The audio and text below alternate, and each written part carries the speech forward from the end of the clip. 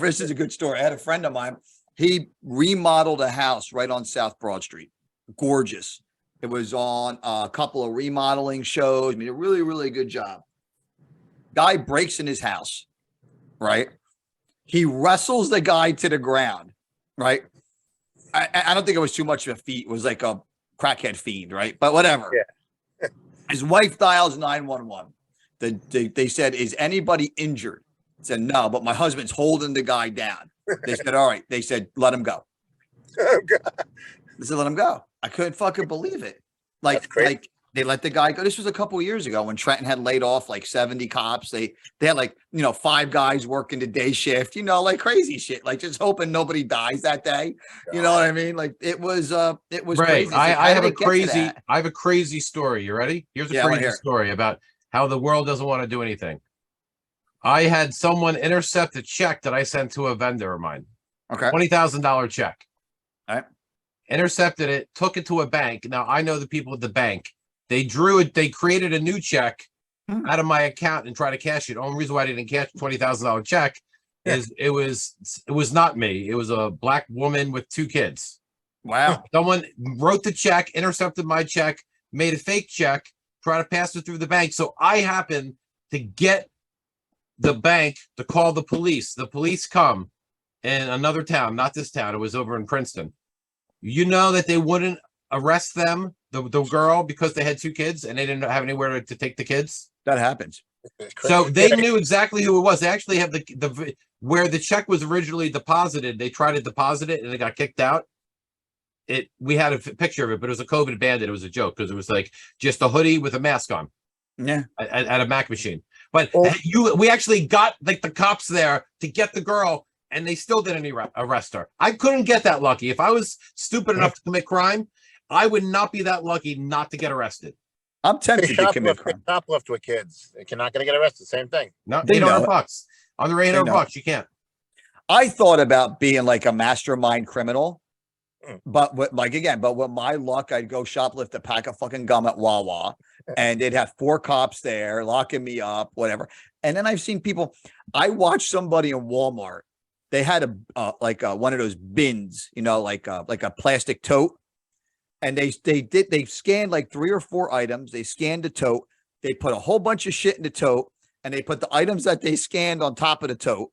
And then they literally went to the guy they showed the guy the receipt. I watched the whole thing unfold, and then they left. And I'm like, bro, I could shoplift groceries that way every day. I need like 10 totes at my house for like Christmas decorations. So fuck it, I'll do like 1 a week. But I'm totally afraid of that. So I also think I have like a good moral bearing, or I'm not going to like steal. It's crazy.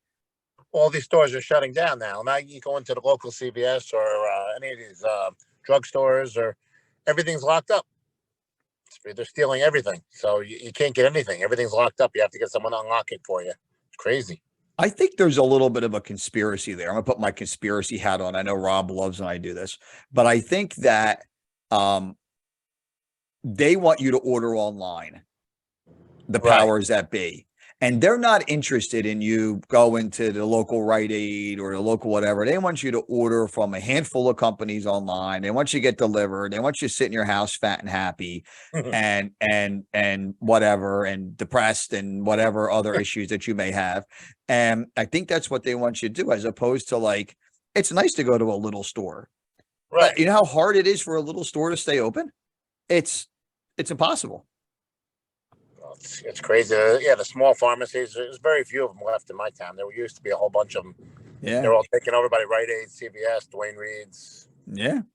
It's crazy. And a lot of even the smaller ones now, like I know a couple smaller ones in Trenton where they'll have, like, you can get if you're a client of Rite Aid, you can also get your prescriptions filled at they're like almost like a division of these bigger companies. Do you have a tinfoil hat on? Yeah, I had to put it on because you're calling conspiracy theory on me. So I went upstairs and got some tinfoil. I don't want any of what you got going on getting in here. So I gotta. This is awesome. But I think it's true, Rob. You don't think that that's true, though? You don't think that there's they want you to order from home? They want to get rid of some of these smaller businesses? I mean, I feel that way. I feel like COVID was really like them starting to nail the, as a small business owner myself, and you're a small business owner, and Kirk is, I don't think anybody's helping us out at all. No one's saying, hey, make sure you use, Cornerstone Property and Realty Services. Like nobody's saying that. They want you to go use, go to, get your shit, buy it on Amazon and have them come and do the construction work to put it together for you. I don't think anybody's saying it. Do the math. I mean, we went to the store today, 2 stores. There's no eggs in the stores. What planet are we living on that there's no eggs in the stores? That's crazy. I mean, we got to wait up. We might as well be waiting online for break. We had a power outage for no reason, right? Probably due to low maintenance or, switching things over. But the point is, it's like between the inflation and there's no recession, even though there is a recession, there's no recession. And then the prices of everything going through the roof. Like it's literally like a third world country.